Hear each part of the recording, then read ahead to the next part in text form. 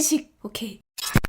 안녕하세요, 주연입니다. 이제 여름 되면서 여행 간다, 뭐 이제 좀 브이로그도 한다 하시는 분들 카메라 고르실 때 됐잖아요. 근데 이 브이로깅용 카메라 하면 항상 나오는 후보가 이 오즈모 포켓 3였거든요. 제가 이거를 2024년 연말에 올해의 테크템으로 뽑을 정도로 진짜 잘 썼어요. 테크 유튜버 분들도 전부 다 이걸 쓰세요. 그리고 테크 유튜버가 아니더라도 포켓 3를 쓰시는 분들이 정말 많더라고요. 거의 국민 카메라 수준으로 정말 많이 쓰시는 카메라였는데 얘가 한동안 업그레이드가 없었어요. 무려 3년을 기다려서 올해 드디어 포켓4가 나왔는데, 사실 저는 포켓4도 너무 기다렸지만 제가 정말 기다린 제품을 가지고 왔는데요. 눈이 2개 달린 포켓4 프로예요. 이게 드디어 출시가 된 겁니다. 근데 보시면 아시다시피 포켓4 프로는 그냥 포켓4에서 카메라만 하나 더 생긴 거 아니야? 그냥 듀얼된 거 아니야? 이렇게 생각하실 수 있는데 그냥 단순한 그런 차이가 아닙니다. 사실 이전에 포켓3나 포켓4도 너무 좋지만 뭔가 내 브이로그가 그래도 조금 더 영화 같았으면 좋겠고 좀 더 감성적이었으면 좋겠고 약간 더 멋지게 찍어보고 싶을 때 그런 니즈를 좀 충족시키기 위해서 더 전문적인 설정이랑 촬영까지 가능하게끔 해서 나온 모델이거든요. 제가 이걸 한동안 써보면서 느낀 장단점, 그리고 실제로 찍어봤을 때 결과물이 어땠는지까지도 오늘 샅샅이 보여드릴게요. 렛츠고! 자, 여러분 일단 방금 뜯어가지고 냅다 들고 나와봤는데요. 이걸로 한번 찍어볼게요. 근데 이번에도 액티브 트래킹이 되게 잘 된다고 해가지고 액티브 트래킹을 여기서 켜고 잘 따라오나? 오! 오, 잘 따라오는데? 오, 되게 빠른데요? 오, 엄청 빨라. 일단 액티브 트래킹 잘 되고, 그리고 뷰티 기능이 있더라고요. 원래 글래머 효과는 앱에서 할 수 있었는데 이제 앱 없이도 이렇게 피부 매끈하게 이런 기능이 있어가지고 오늘 또 엄청 덥거든요. 그래서 땀이 송골송골 맺히는 날씨인데 좀 이런 저의 피부를 매끈하게 보이게 해줄 수 있지 않을까. 냅다 5단계로 올리고 제가 한번 찍어보겠습니다. 근데 진짜 약간 이게 작은 화면으로 봐서 그런지 모르겠는데 진짜 약간 뽀송뽀송하게 찍히는데요? 되게 뭔가 예쁘게 나온다. 아, 이렇게 말하면 좀 재수없어 보이는데?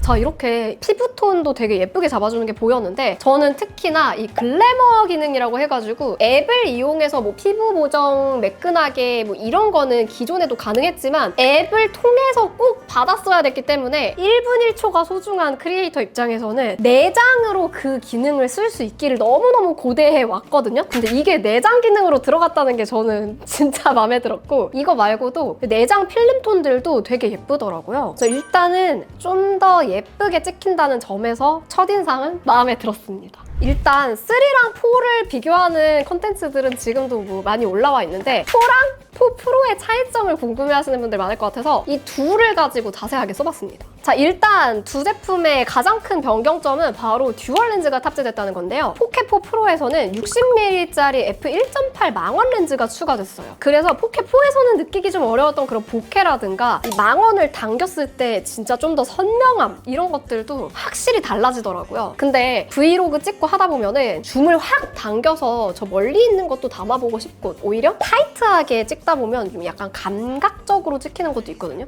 저는 이런 사람 얼굴을 찍어도 약간 더 타이트하게 찍었을 때 시네마틱하다고 느끼는 편인데 그런 장면들도 되게 고퀄리티로 찍을 수 있게 돼가지고 너무 좋더라고요. 그거 외에도 포켓3, 포켓4, 포켓4 프로 모두 다 전체적으로 비슷한 디자인을 가지고 있기는 해요. 포켓4랑 포켓4 프로는 이렇게 확대 축소가 가능한 돋보기 버튼이랑 커스텀 버튼이 추가가 됐고요. SD카드 커버가 추가됐어요. 기존 포켓3에는 그냥 이렇게 뚫려 있었는데 포켓4 시리즈에서는 이렇게 뚜껑이 달려 있더라고요. 그래서 이게 좀 더 안정적이라고 느껴지긴 했고요. 기존에는 광각 렌즈를 추가로 장착을 하려면은 자석으로 이렇게 붙이는 방식이었거든요. 저도 한번 잃어버리고 또 샀어요. 그래서 광각 렌즈에만 한 11만 원 쓴 것 같은데 이게 어디서 발견되냐면 철제로 된 책상 다리 같은 데 붙어 있어요. 아니면은 이제 맥세이프 지갑 자석 같은 데 얘가 붙어 있어.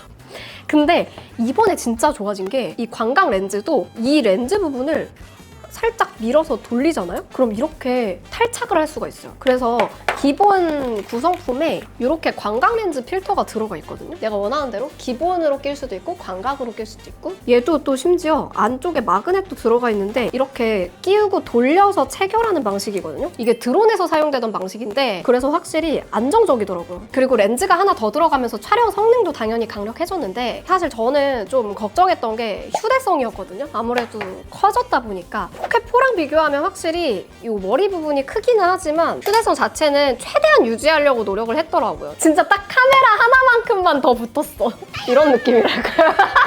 그리고 또 크리에이터 콤보로 사용을 하면 이 오즈모 프레임 탭이라고 해가지고 혼자 찍으시는 분들이 모니터링도 하면서 리모컨으로 쓸 수 있는 제품도 같이 들어가 있거든요. 그래서 뭐 여행 영상이나 브이로그 영상 같은 거 찍을 때 좀 더 전문적으로 쓰면서도 쉽게 쓸 수 있겠다 싶더라고요. 자, 그럼 진짜 촬영했을 때 어땠는지 본격적으로 털어볼게요. 제가 처음에 포켓4 소식을 먼저 보고 포켓4를 구매를 했어요. 그러고 포켓4 프로가 나오더라고요. 저는 포켓4를 사놓고도 포켓4 프로가 나온다는 얘기를 들었지만 취소를 안 한 이유가 듀얼 렌즈가 굳이 나한테 필요할까? 근데 또 궁금하긴 해. 기대가 되긴 해.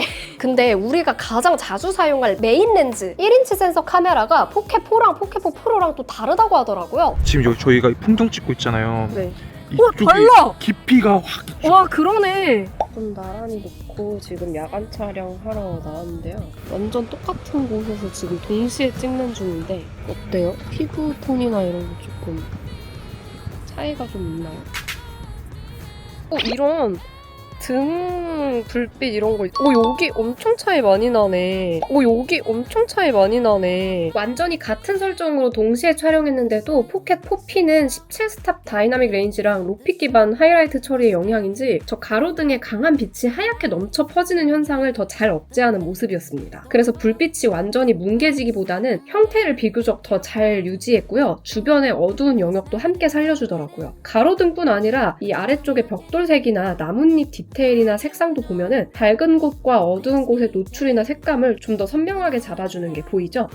확실히 다르다, 이런 점에서. 이 저조도에서 엄청 차이가 많이 나네요. 다만 렌즈 내부에서 생기는 플레어라든가 고스트, 보호 필터 반사처럼 광학적인 원인으로 발생하는 번짐은 별개라는 점 참고하시기 바랍니다. 이게 프로로 오면서 조금 더 개선된 버전으로 들어간 건데 어떤 점이 다르냐면요. 일단 포켓4랑 포켓4 프로의 메인 카메라의 센서 크기는 똑같아요. 둘 다 1인치로 들어가 있는데 포켓4 프로는 로픽이라는 기술이 적용됐고요. 다이나믹 레인지에서도 차이가 있어요. 그러니까 명암을 표현할 수 있는 이 정도 레인지에서 약간의 차이가 있는데요. 포켓4는 14스탑, 포켓4 프로는 17스탑으로 들어가 있어요. 17스탑은 거의 시네마 촬영에 사용되는 정도의 다이나믹 레인지거든요. 이런 식으로 대비가 큰 환경에서 선명하게 나오는 이런 결과물들이 나오더라고요. 그리고 다이나믹 레인지가 더 높아진 이유 중에 하나가 로픽 기술이 들어가서 그런 건데요. 로픽이 뭐냐면 이 픽셀에 빛이 과하게 유입되면은 빛의 양이 넘쳐가지고 인접한 픽셀까지 흘러나오게 돼요. 그러면 해상도가 되게 높게 찍었다고 생각했는데도 뭔가 이렇게 희끄무리하게 허옇게 떠있는 그런 사진 보신 적 있으시죠? 그런 식으로 빛이 과하게 옆에까지 다 흘러나와 버리는 거예요. 그래서 이 로픽은 다른 픽셀에 영향 없게끔 별도의 저장 장치에 빛을 넣어 놓을 수 있게 만든 겁니다. 사실 이 로픽 기술이 지금 엄청 각광받고 있는 카메라 기술이어가지고 지금 이제 엄청 스펙 좋은 외산 스마트폰들에는 이런 것들이 이제 들어가기 시작했는데 아마 좀 더 대중화가 되지 않을까 싶어요. 그 중에서도 이 포켓4 프로가 소형 카메라 시장에서는 선두적으로 그 기술을 넣은 거죠. 그리고 메인 카메라는 4K 240프레임까지 지원을 하고요. 3배 줌 망원 카메라는 4K 200프레임까지 촬영을 지원합니다. 그래서 이 3배 줌 당겨가지고 슬로우 모션으로 또 4K를 찍어보면은 이거 거의 영화더라고요. 진짜 역동적인 장면도 완전 슬로우 모션으로 찍을 수가 있는데 엄청 선명하게 나오면서 옆에 지나가는 강아지도 눈을 깜빡깜빡 하는 것도 생생하게 담기고, 그리고 이런 진짜 순간적으로 나오는 표정이나 움직임 같은 것들도 더 다이나믹하게 그리고 시네마틱하게 연출을 할 수가 있고, 그래서 저는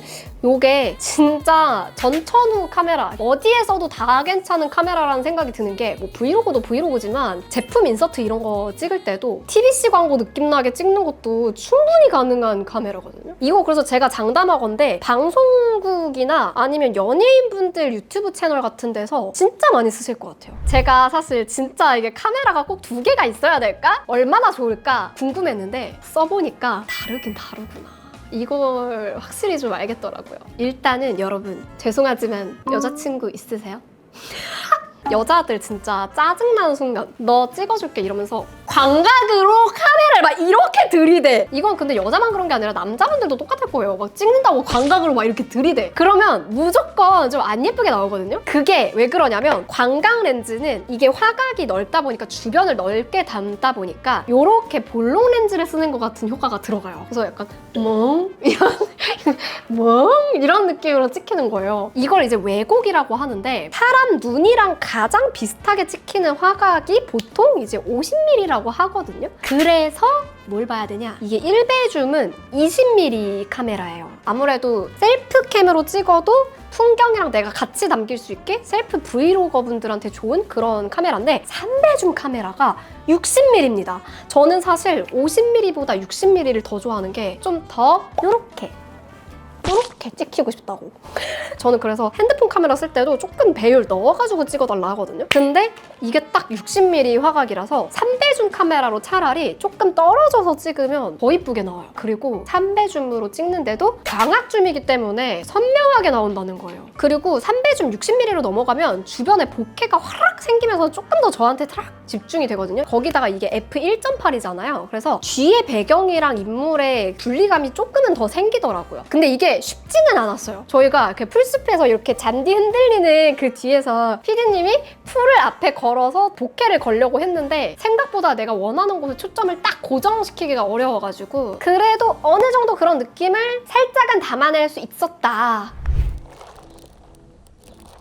근데 PD님은 그거 카메라 이번에 엄청 기다렸잖아요. 기대됐던 포인트 있어요? 그러니까 처음에는 이제 3배줌이었는데 얘가 아리알렉사 워크플로우에 올릴 수 있게끔 지원한다고 하더라고요. 근데 그만큼이 작은 카메라에서 가능하다는 게 궁금한 거죠, 이제는. 지금 PD님이 얘기하신 게 뭐냐면요. 영화 촬영 현장에서 쓰는 카메라에 들어가는 다이나믹 레인지가 17스탑으로 들어가고요. 그리고 기존의 로그 촬영 이제는 많이들 아시죠? 막 삼성 로고도 들어가고 애플 로고도 들어가고 하면서 기본 촬영보다 더 정보값을 많이 찍어가지고 나중에 보정을 훨씬 더 풍성하게 할 수 있게 해주는 그런 포맷이죠. 근데 DJI의 카메라 시리즈에도 디로그라는 게 들어가 있었어요. 포켓3에서도 이 디로그를 쓸 수 있었는데 이번에 이게 10비트 색상의 디로그 2로 또 들어갔습니다. 그래서 더 풍부한 색 정보, 더 선명한 색감을 표현할 수 있게 된 건데 심지어 제가 진짜 좋았던 거는 로그 촬영할 때 은근히 불안한 게 뭐냐면 찍고 나서 이 럿을 씌웠을 때 결과물이 어떨지가 예상이 잘 안 된다는 거예요. 근데 이번에 포켓4랑 포켓4 프로 둘 다 컬러 복원이라는 기능이 들어갔는데 이 컬러 복원을 켜놓으면 나중에 로그 촬영하고 나서 렉 709 기준으로 럿을 씌웠을 때 어떤 색감이 나올지를 내가 모니터로 직접 보면서 촬영을 할 수가 있어요. 그래서 더 이상 그 로그 촬영할 때 이게 결과물이 어떨지 좀 불안한 그 마음을 좀 내려놓을 수 있는 그런 장치가 또 들어가 있더라고요. 그리고 지금 계속 약간 시네마, 뭐 시네마틱, 시네마 카메라 이런 얘기가 나오잖아요. 그 이유가 있는데 이 포켓4 프로가 이번에 완전 시네마틱 촬영이 가능한 소형 카메라 컨셉으로 나왔다 보니까 아예 그냥 요거 최초 공개를 칸 영화제에서 했더라고요. 그만큼 좀 포켓 시리즈 중에서도 의미가 있는 제품인데 아무래도 영화, 드라마, 하이엔드 광고 현장 이런 데서 쓰는 절대적인 표준이라고 할 수 있는 아리사에서 가장 많이 사용되고 있는 카메라 중 하나인 알렉사 35랑 맞먹는 수준의 다이나믹 레인지가 들어가 있고요. 즉 DJI가 디로그2 영상을 공식적으로 아리로그 C4 방식으로 변환할 수 있게 해줬고 이 말은 후보정할 때 이 비싼 시네마 카메라 특유의 영화 같은 색감에 훨씬 쉽게 접근할 수 있다는 뜻이에요. 물론 아리 카메라를 아시는 분들은 아시겠지만 진짜 1억짜리 카메라거든요. 그 정도 카메라의 진짜 질감 표현, 뭐 노이즈 억제 능력, 정말 이 제대로 된 화면으로 봤을 때 느껴지는 그런 표현력들까지 다 담을 수는 없었지만 포켓4 P로 촬영한 영상을 아리 색소정 워크플로우에 공식적으로 넣을 수 있다라는 거는 포켓4 P로 찍은 영상도 훨씬 더 영화적인 색감으로 다듬을 수 있다는 아주 유의미한 출발점이라고 볼 수 있죠. 자, 그런데 이런 포켓4 프로에도 아쉬운 점은 있었습니다. 일단 첫 번째는 망원 렌즈를 짐벌에 달고 촬영을 하면 아무래도 강력한 짐벌이라고 해도 그 효과가 조금 줄어들게 되더라고요. 이걸 제가 어쩔 때 느끼냐면 그냥 포켓4나 포켓3로 촬영을 할 때는